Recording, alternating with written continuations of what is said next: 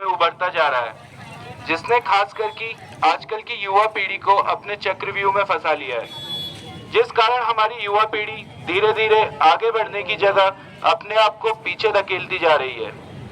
जिस तरह अभिमन्यु को चक्रव्यूह में जाने का रास्ता पता था, लेकिन उस चक्रव्यूह से बाहर कैसे आना है उस बात से अनजान था, उसी प्रकार आजकल की युवा पीढ़ी भी नशे के चक्रव्यूह में फंसती जा रही है और इस चक्रव्यूह से बाहर कैसे निकलना है उन्हें नहीं पता है। नशा एक बीमारी है जो पीड़ित के साथ साथ उसके परिवार को भी नष्ट कर देती है।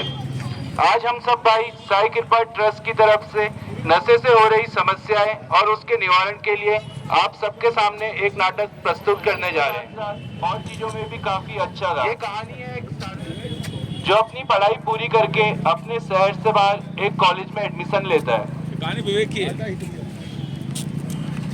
वो रोज टाइम से अपने लेक्चर्स अटेंड करता, अपने रूम पर आकर पढ़ाई करता। सब कुछ सही चल रहा था कि तभी एक दिन उसके पुराने दोस्त जो उसी कॉलेज में था उसका कॉल आता है। विवेक, हेलो भाई, कैसा है? क्या बात, बड़े दिनों बाद याद किया? रंगा, हेलो ब्रो, कैसे हो? सुना है शहर में कहर मचा रहे हो।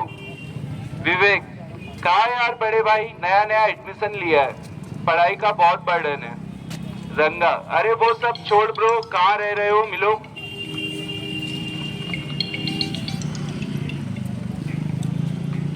विवेक, यही भाई कॉलेज के पास में ही लिया है रूम। रंगा, चलो फिर मिलो, आता हूँ मैं रूम पे। विवेक, ठीक है बड़े भाई, मिलो।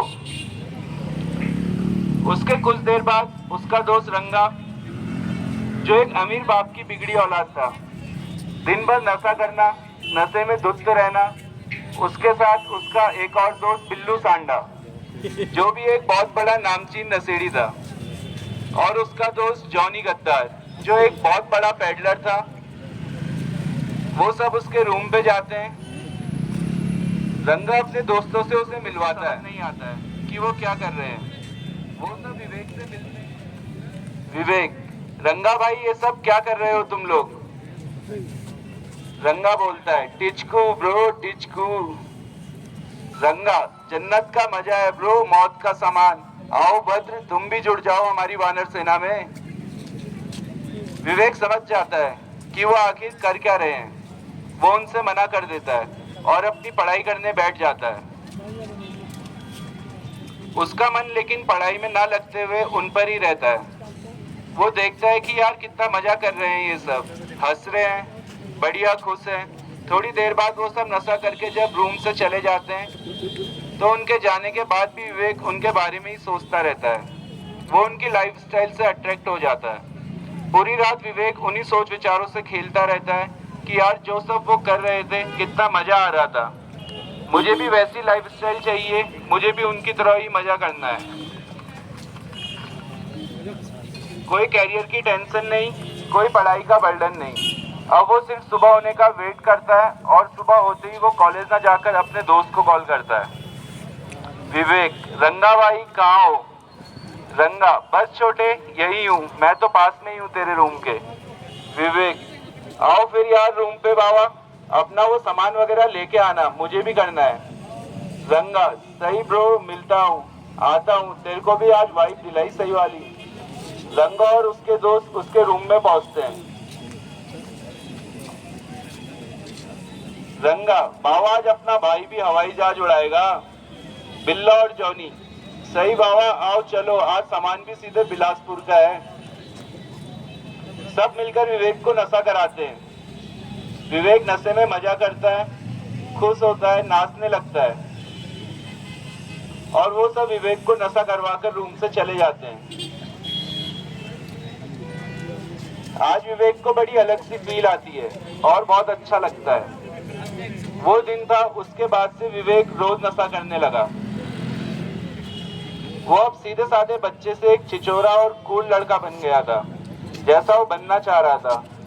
कुछ दिनों बाद विवेक अपने कॉलेज बिना नशा करे जाता है और वहाँ उसे शरीर में दर्द, पेट में दर्द और घबराहट होने लगती है। उसे कुछ समझ नहीं आता है। वो अपने दोस्त को कॉल करता है और बताता है तो उसका दोस्त रंगा उससे बोलता है, भाई तेरे को सिकनेस हो रही है। जो तूने आज नशा नहीं किया है, और इसी बात का उसके दोस्त को इंतजार था।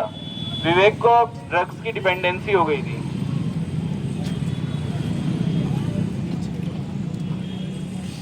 विवेक, तो भाई आओ यार, कुछ करा दो यार, बड़ी दिक्कत हो रही है। रंगा, भाई यार तू तो मेरी जान मुफ्त की फिनाइल हो गई है। नशा करना है मेरे भाई तो पैसा तो फूकना पड़ेगा ना मेरी जान। विवेक, ठीक है बड़े भाई, मैं करता हूँ इंतजाम, तू जल्दी रूम पे आ। थोड़ी देर बाद विवेक पैसों का इंतजाम करता है। उसके दोस्त आते हैं, उससे पैसा लेके उसे नशा कराते हैं।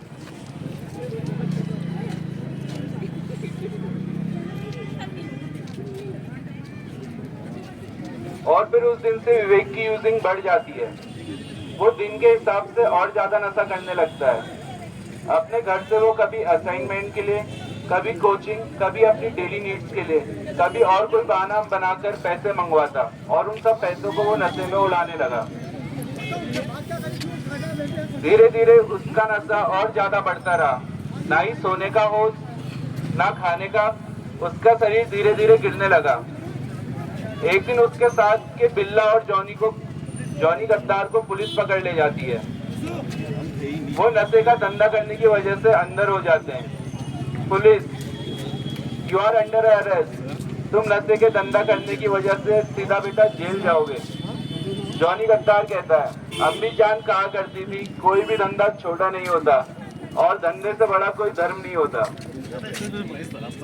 और उन्हें पुलिस उठा के ले जाती है। और उसके कुछ हफ्ते बाद उसका दूसरा दोस्त जॉनी गद्दार की ओवरडोज से मौत हो जाती है।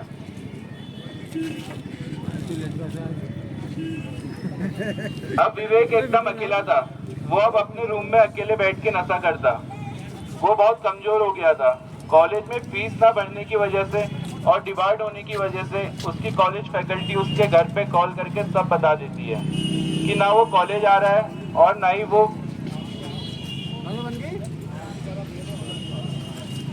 फीस भर रहा है।